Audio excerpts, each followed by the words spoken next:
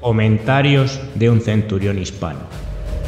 Bienvenidos a la tienda de este mi Castro, en la cual me vais a acompañar a escribir mis comentarios sobre historia militar y donde disfrutaremos escuchando las más heroicas hazañas de personajes de nuestro imperio y los episodios más gloriosos de este. Tomad asiento, servíos una buena copa de lo que gustéis, porque comenzamos.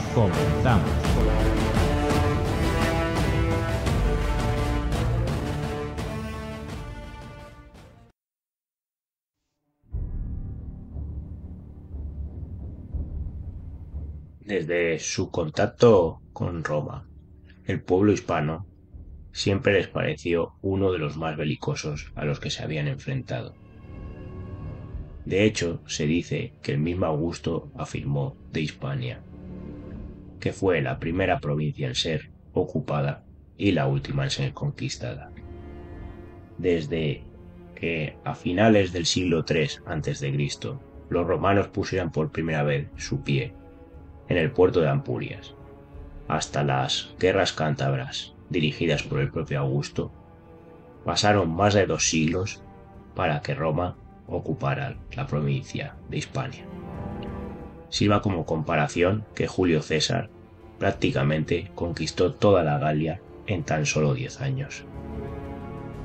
En el comentario de hoy vamos a tratar la resistencia de 2 pueblos hispanos, Sagunto y Calagurris, la actual Calagurri. Como decíamos, las sandalias romanas entraron por primera vez en nuestra península allá por el año 218 a.C., cuando Roma decidió entrar en un territorio controlado por su gran rival de la época, Cartago. Y fue precisamente el ataque de Cartago contra la población de Sagunto lo que desencadenó la Tercera Guerra Púnica. Pero, ¿quién eran estos saguntinos? Cuando hablamos de resistir hasta el final, de defender lo nuestro hasta que no nos quede ni una brizna de fuerza, siempre nos viene al recuerdo la resistencia de la ciudad de Numancia contra los romanos. Cierto es que este es el episodio de resistencia de los hispanos más famoso, pero aunque esta fue una gesta increíble y merecedora de su fama, no fue ni mucho menos algo aislado en la historia de este pueblo. Y es que casi un siglo antes de esta epopeya numantina, aquí en Sagunto sucedió un episodio muy semejante. Como hemos dicho, el enemigo entonces no era Roma, sino Cartago. Y aunque no era Escipión el general que mandaba el asedio, fue otro de los generales más famosos de la historia el que estaba al frente de los cartagineses, el mismísimo Aníbal, el terror de Roma. La ciudad que se enfrentó a él hasta el final era la edetana Arce, como la bautizaron los romanos, y cuyo nombre ha llegado a nuestros días como Sagunto. Como decíamos, hay que situar los hechos en el año 218 a.C., el preludio de la Segunda Guerra Púnica que enfrentaría a Roma y Cartago. Tras la primera contienda entre ambas, Roma había vencido a Cartago, por lo que ésta se vio obligada a pagar grandes tributos como compensación. Para poder obtener recursos con que pagarlos, y de paso aumentar sus fuerzas, Cartago, a través de una de sus familias más famosas, la Bárquida, había invadido una parte de Hispania. Hispania tenía fama tanto por sus buenos guerreros que te podían servir como mercenarios, como por la gran cantidad de metales que en ella se podía explotar. Roma empezó a ver con preocupación estos movimientos y pronto presentó sus quejas. Aparentemente el asunto quedó zanjado con el Tratado del Ebro, por el cual ambas potencias iban a limitar sus áreas de influencia en Hispania, teniendo este río como frontera.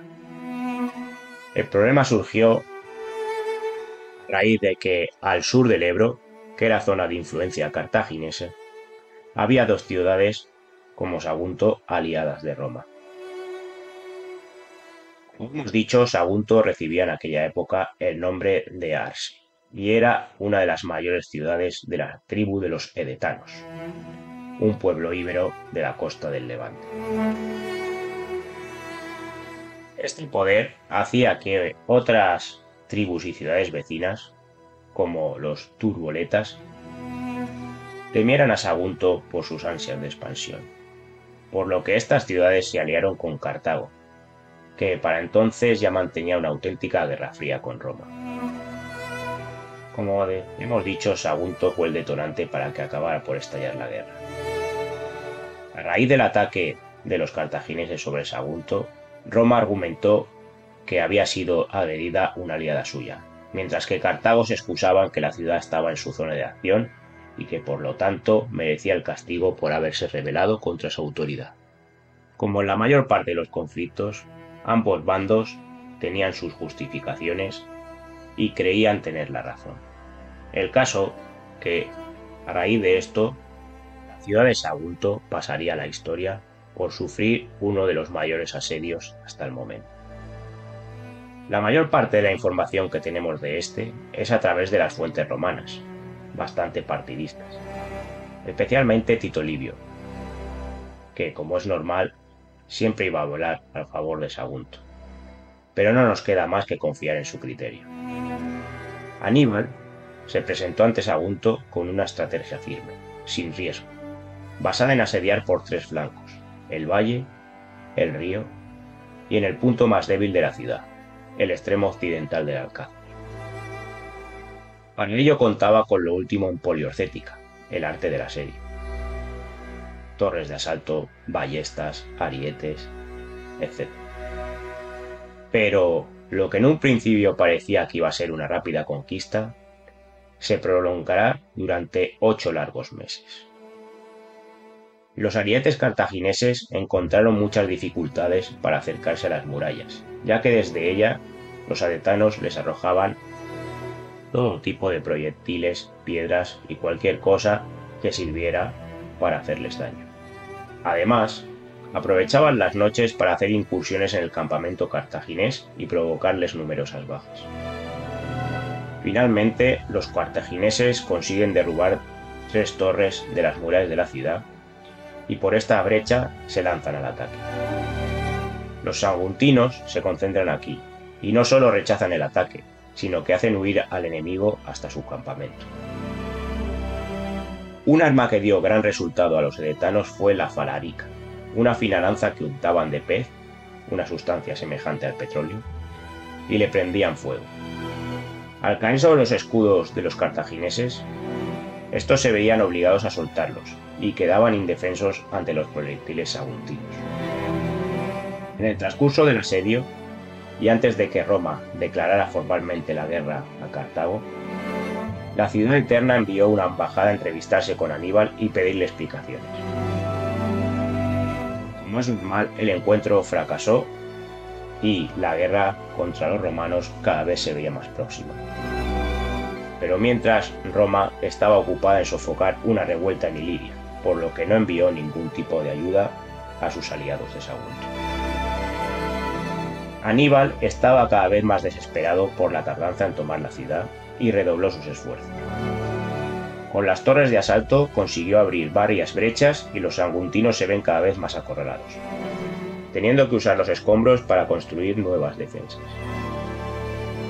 Tras un sangriento asalto, Aníbal se apodera de una de las torres del Alcázar.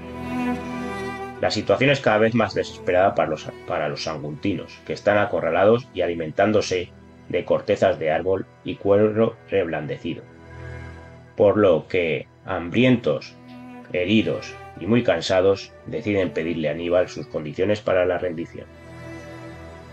Este les exige unas condiciones durísimas. Les pide todo el oro y la plata de la ciudad, devolverle a los turboletas, su tribu rival, todo lo robado y dejar la ciudad sin defensa, sin orgullo, sin nada. Los edetanos, orgullosos guerreros íberos, no pueden soportar esa humillación y deciden que es mejor resistir hasta la última gota de sangre. Montan una enorme pira de fuego en la ciudad donde arrojan todos los objetos valiosos junto a plomo y bronce, de tal manera que al fundirse estropeen el oro y la plata e impidan su uso por parte del enemigo.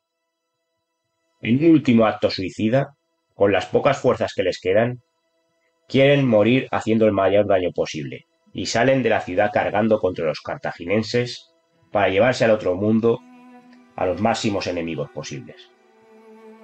Pero poco pueden hacer ante este poderoso ejército enemigo y rápidamente caen uno a uno. Desde lo alto de las murallas, las mujeres ven como sus guerreros son abatidos. Desesperadas, matan primero a sus propios hijos y luego se lanzan al abismo para que ninguno de ellos sea mancillado por los invasores. La salvaje resistencia ha concluido. Tras 8 meses, Aníbal solo podrá recoger de Sagunto cenizas y cadáveres como botín de su victoria. La ciudad y los edetanos han pasado a ser la parte de la historia más gloriosa de la resistencia de los pueblos de nuestra patria.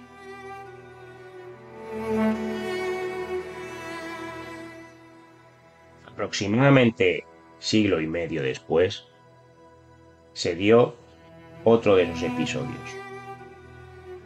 Como ya anunciamos en el artículo sobre Sertorio, íbamos a hablar y a dedicarle un pequeño comentario al pueblo de Calagurris, que una vez más, siguiendo el ejemplo de Sagunto y el más reciente y famoso de Numancia, ofreció una salvaje resistencia, todo en honor de Lafides, que habían jurado a su líder, el ya muerto Sertorio, ese romano que supo unir a los pueblos hispanos. La Fides y la Devotio eran 2 juramentos que los pueblos hispanos hacían a líderes u otros hombres a los que juraban seguir hasta la muerte. Y eso es lo que los guerreros de Calagurris habían hecho con Sertorio. Tras un primer asedio por parte de las tropas de Pompeyo y Metelo en el año 74 a.C., el cual fue levantado por Sertorio cuando aún estaba vivo, ya entonces le habían causado 3.000 bajas al enemigo. Esto hizo que la unión de Calagurris con el romano Sertorio se reforzara. Sin embargo, pese a este rescate, la consecuencia para la ciudad fue muy dura, ya que las tierras de alrededor habían quedado devastadas por los ejércitos romanos enemigos. A esto se sumó que Pompeyo, orgulloso general donde los hubiera, no olvidará este fracaso y mantendrá Calagurris en su punto de mira. Como ya contamos, el cambio de política que hubo en Roma, donde los populares vuelven a ser tolerados y a coquetear con el poder, hizo que el aislado Sertorio en Hispania perdiera legitimidad, o que al menos quedara muy dañada. Su declive se inició al año siguiente, en el 73 a.C., cuando, como contamos, fue traicionado y asesinado. Parece ser que antes de este asesinato ya se había iniciado el asedio a Calagurris, y enterados de este, los habitantes de Calagurris decidieron seguir con la resistencia para honrar la memoria de su líder y aliado. Pompeyo decide delegar la dirección del asedio a su lugarteniente Afranio. La obstinación de este pueblo y su negativa a la rendición conmovió a los cronistas romanos de varias épocas, y serán varios los que estampen por escrito esta gesta.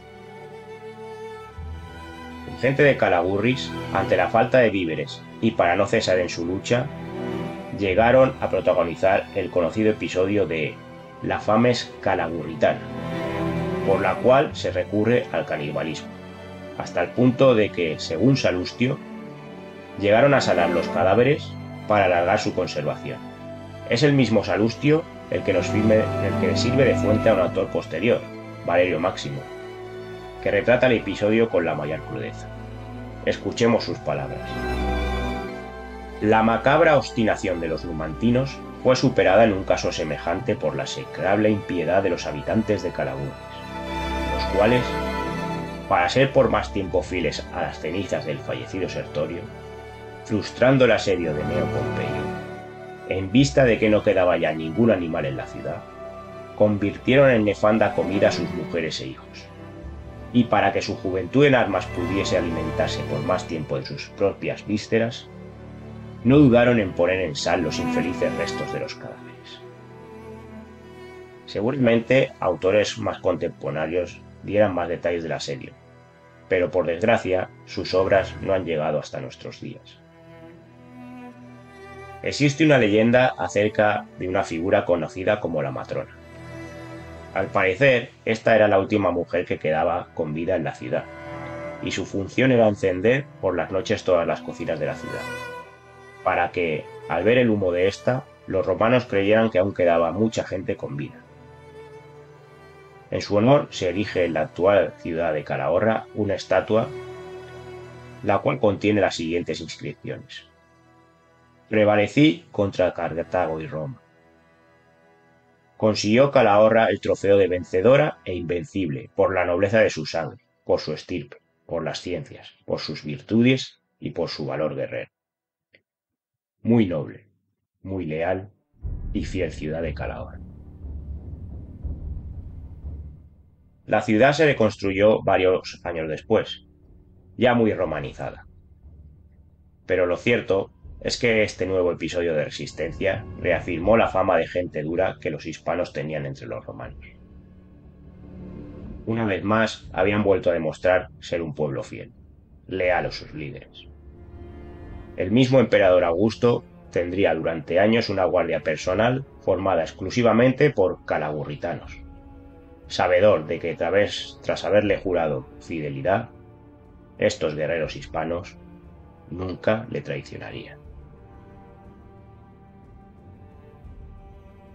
Innumerables son los episodios de resistencia de los pueblos hispanos, íberos, celtas, celtíberos, ante los invasores, tanto romanos, cartagineses como otros.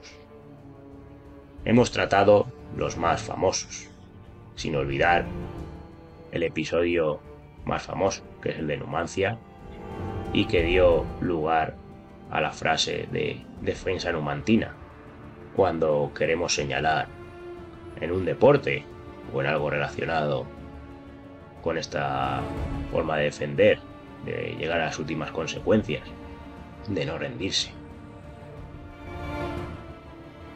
Tanto la gente de Sagunto como de Calahorra, de Numancia y los demás lucharon hasta el fin por defender a su pueblo, por defender a los suyos y también por cumplir con un juramento. Esto nos da idea de los altos valores e ideales de los pueblos hispanos.